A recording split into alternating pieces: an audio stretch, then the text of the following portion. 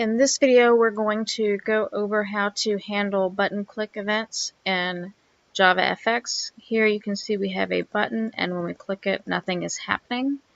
In order to do that, we need to have a handle method in our code that will do something when the button is clicked. So here what we are going to do is we're going to print button clicked to the output window, and we're also going to change the text of the button to say clicked. Now nothing is hooked up to this method right now, and we can do that in two different ways. We can either hook up the button click event through the FXML, or we can do it here in the controller. Let's do it here in the controller first.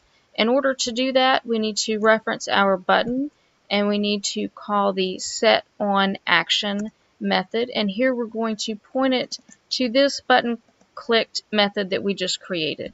So we will do that real quick.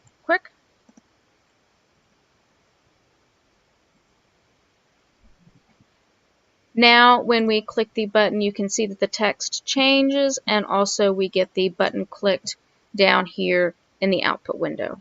The other way that we can do this is through the FXML.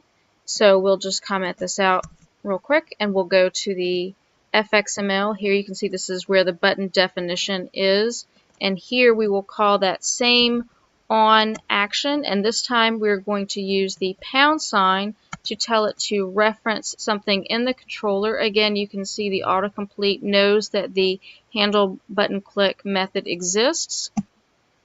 And again, now you'll see that the text of the button changes to clicked, and the output window shows that the button was in fact clicked. And again, this same method is getting called. So that's really all you have to do to hook up your button click events in Javafx.